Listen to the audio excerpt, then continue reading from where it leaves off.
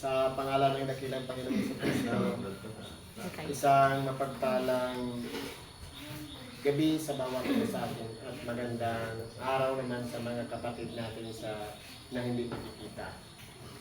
Ngayon po, ito yung ika-12 pasalamat na ating ginaganap sa bawat unang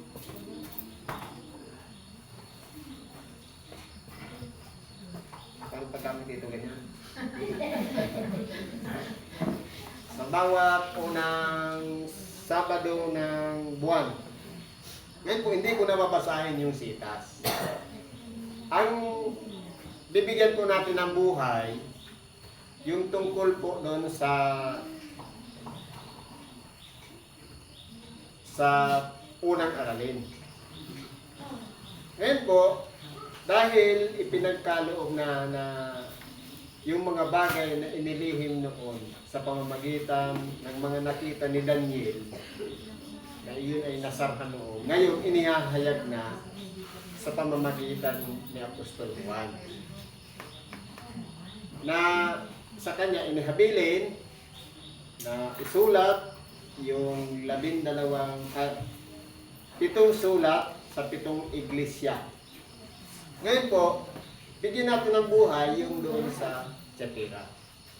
Yung Thyatira, isa siyang lugar o syudad na kumbaga ayos yung mga ginagawa nila, yung pagsamba nila, yung pag-ibig, yung mga gawa, yung ipinapakita nila sa kanilang kapwa. Wala pong question doon.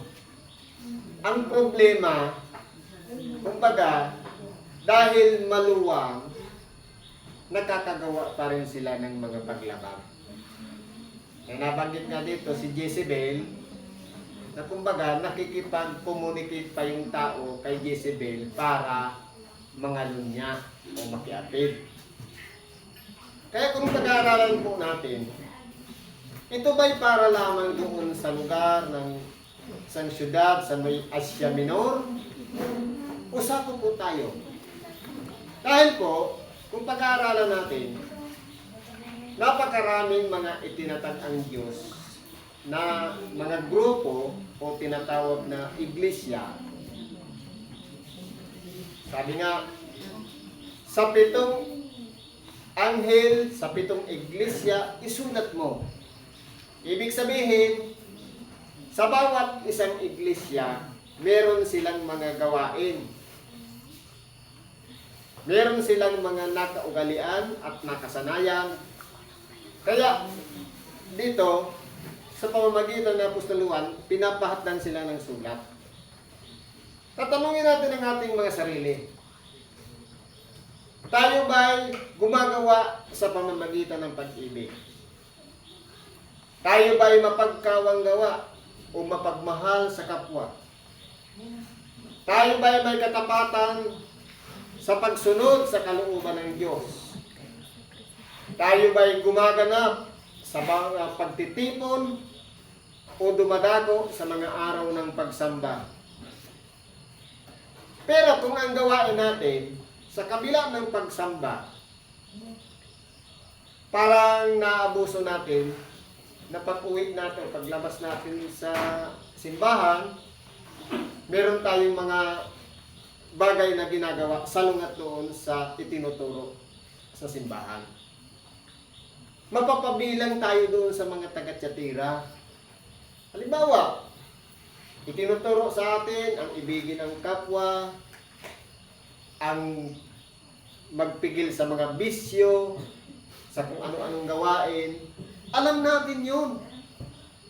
Pero, minsan, yung tukso, pinapatulan natin. Nabanggit nga ng sinundan ko, halimbawa, yung waiting. Hindi ba ang waiting, tukso? Sabihin na lang sa atin, yung numero mo lalabas na ngayon. Tayaan mo na. Hindi ba tukso yun? Ngayon, napakaganda ng pakinggan Kapag pinatulan natin yun, magiging katulad tayo doon sa mga taga-Tiyatira.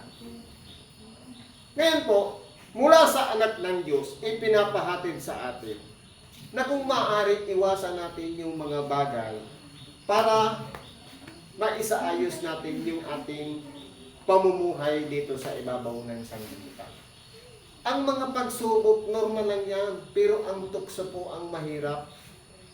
Dahil kapag nahulog tayo sa tukso, mahirap pong makabalik. Lalo kung pinatigas ang puso at pagkaminsan ayaw nang bumalik. Eh kung titignan natin, yung isa may warning, unang aralin. Yung pangalawa, kapag may nilabag na, magkakonek po ang sitas na yan. Kaya ngayon, kung tatanungin natin ang ating mga sarili, kabilang ba tayo doon?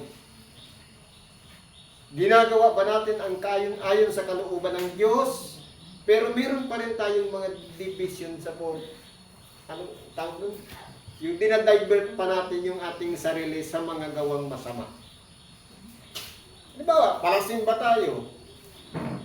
Pagdating sa simbahan, mabuting tao tayo. Pero sa labas, nagsasabong pala tayo. Mabuting tao tayo dito sa simbahan. Pero pagdating sa labas pa, meron naman palang babae na nakatago. Yan po, ang sulat na ito, winawarningan yung mga taga-Tiyatira at yung mga gumagawa ayon din sa gawain ng mga tao sa Tiyatira. Kaya po, dahil sa pag-ibig ng Diyos, ayaw niyang mapahamak ang mga taga-Tiyatira, kaya nagbigay ng sulat para warningan. Nang sa ganon, hindi na ipagpatuloy yung mga dating ginagawa. Sapagkat, ang nais ng Diyos tayong lahat ay maging isang mabuting tao, maging karapat-dapat sa kanyang harapan. Subalit kung ang ginagawa natin, halimbawa, nagsisimba tayo yung Sabado, paglabas natin ng simbahan, naninira tayo ng kapwa, hindi ba nakakapahamak tayo ng kapwa? Sa ating nagbumula ang pagkatisod ng ating kapwa. Dahil sa mga maling akala, maling kwento na minsan pinapatulan natin, nakakapahamak yun sa kapwa. Nabanggit nga kaninang hapon, ang sino man ikangan pagmula ng ikatitisod sa maliliit na ito, mabuti pa sa kanya ang talian ng gilingang bato at ihulog sa gitna ng dagat. Kung i-analyze natin, walang kwenta ang pinagmumulan ng pagkatisod. Kaya po, para mahubog tayo ng aral, kinakailangan ang bawat salita ng Diyos o ebanghelyo na ating napapakinggan, kinakailangan pong tinatanggap ng ating tainga, inilalagay sa ating puso, at pinagninilay-nilayan natin. At higit sa lahat, kung meron man tayong nalabag o hindi nasunod na tumataliwas doon sa aral na tinanggap natin, kinakailangan po idulog natin sa Diyos at humingi po tayo ng kapatawaran. Yan ang proseso. Pero kung pagkaminsan ang ginagawa natin, nagpapatuloy pa rin tayo sa pagkakasala. Nagsisimba pag Sabado, nagbibisyo naman Lunes hanggang Biyernes. Parang baliwala yung pagsamba. Sa totoo lang po, lahat naman natin ginagawa yan. Kaya ngayon, winawarningan tayo para ituwid natin ang ating mga sarili na hindi na tayo matulad sa mapapahamak. Kaya kung titingnan natin, ano ang ginawa doon kay Jezebel? Kumbaga, hinihintay na magsisi. Ngayon, kung hindi sila magsisi at nagpapatuloy pa rin sa kanilang ginagawa, ikapapahamak po nila yan. At tayo naman na gumagawa sa pamamagitan ng pag-ibig, kung tayo nagiging kaayo nila o kapanalig nila, ikapapahamak din naman po natin.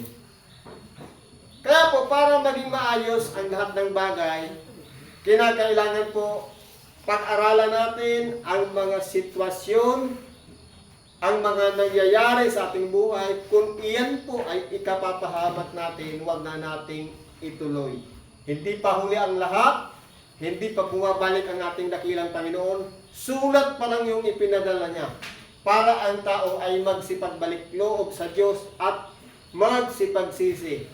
Kaya ito na yung panahon, talikdan na natin yung mga mali nating gawa na isinasabay pa natin habang tayo'y nagsisimba, habang tayo nakikinig ng Ebanghelyo, pero meron pala tayong mga ginagawa sa lihim na ikapapahamak din naman natin.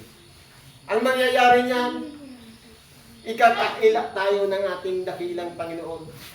Kahit sabihin na tayo tagapangaral, nakatulong tayo sa may karamdaman, sasabihin natin sa huling bahagi, Panginoon, nangaral din naman kami ng Ebanghelyo.